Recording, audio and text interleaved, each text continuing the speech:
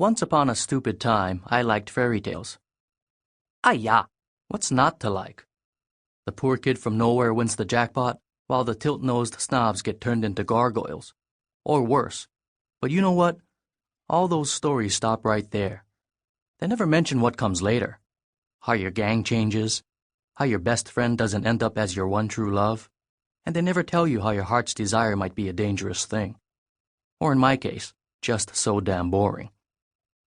I scanned the front office of my mother's tutoring shop. The room was tiny and hot. Shelves climbed all over the walls, crammed with boxes, books, scrolls, and jars, and the scent of herbs and paper dust lingered in the air. On the top shelf, a dead stuffed griffin, miniature, curled around a glass vial that glowed faintly silver in the afternoon sunlight. Mame had left me with clear instructions. Review all the homework from yesterday's beginner arithmetic class, mark any corrections, and leave the papers in her basket. I scowled at the stacks of scribbled sheets. The oldest shop cat had built her nest atop them. Shin was ancient, her spine and haunches almost bald, and her teeth mere nubs, but she glared back at me with yellow eyes, as if daring me to disturb her. Right, like I want to. With a sigh, I slapped the toggle switch on the wall. Magic flux buzzed uncertainly into life. The ceiling fan creaked into a slow circle, stirring the hot air like a spoon. Our ancient radio sputtered in time with the magic flux. I fetched brushes and bottles of ink from a closet, then shooed away a grumbling Shin and settled onto the stool behind the counter. From here I could watch for customers while I marked papers. Double duty, as Mame said. I picked up the first sheet. It smelled strongly of cat piss. I scowled at the papers. This is not what I wanted for my life. Once upon a time, I'd been Kai, Prince of the Streets. I liked to brag about fancy dagger strikes, ghost dragons, and knowing where to get the best meat pies in Lóng City. I had my own gang of kids. I had Yun as my best friend and second in command. Then the king of Lóng City declared a contest for his daughter's hand. The winner had to fulfill 3 impossible wishes. If he did, he got 50,000 yuan, plus the hand of Princess Lian. Not just any man could enter, of course. He had to be a prince. Luckily, Yun figured out how to get past the prince part, and I convinced the princess I'd already done 2 impossible things just by getting admitted into the palace. Just as luckily, Princess Lian didn't want a real suitor. Her heart's desire was a year or 2 at the famous university in the Phoenix Empire, where she could study government and politics and all those ruler-type things. That was the 3rd and hardest wish of all.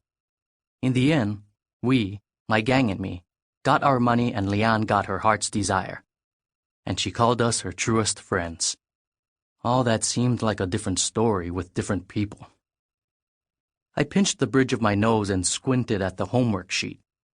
As bad as I thought, full of stupid mistakes, just like last week's batch and the week before. My mother ran a tutoring shop in conjuration and mathematics.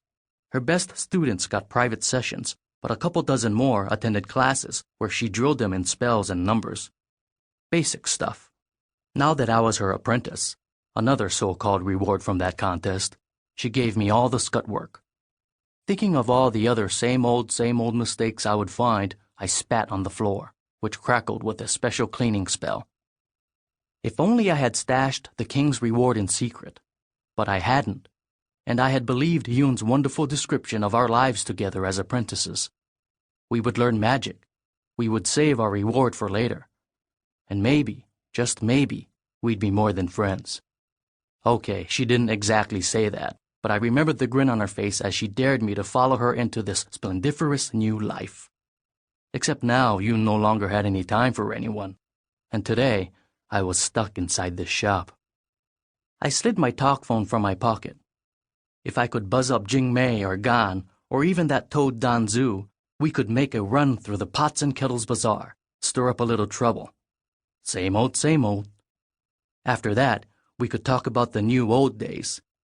There would be plenty of time later to grade these papers. Before my fingers could tap out a single number, a strong piggy order floated past my nose. "You promised Mame to grade those worksheets before dinner?" Chen grunted. Of course Chen knew what I was thinking. He was my spirit companion. Chen had arrived when I was 6 years old, 2 years past the usual age, but that was the first and only time he was ever late. Back in those days, he'd help me play pranks all over Lóng City. Lately, though, he acted more like a nanny than a friend. I didn't promise, I said silently to him. She ordered me to. Does that make any difference? It should. But I could almost hear Mame's soft voice saying, Kai, my son, if you wish to continue as my apprentice, you must show more responsibility. The shop cannot run itself, nor can you learn your lessons by sleeping through them. I shoved the phone back in my pocket and set about dividing the papers by name and grade. Stupid students. Stupid shop. Most days I didn't mind the work, but most days I wasn't stuck in the shop alone, sweating and cranky and bored. Today, Mame had dismissed her regular classes so she could stop for fresh magical supplies, while Yoon was busy on some secret errand of her own. Again.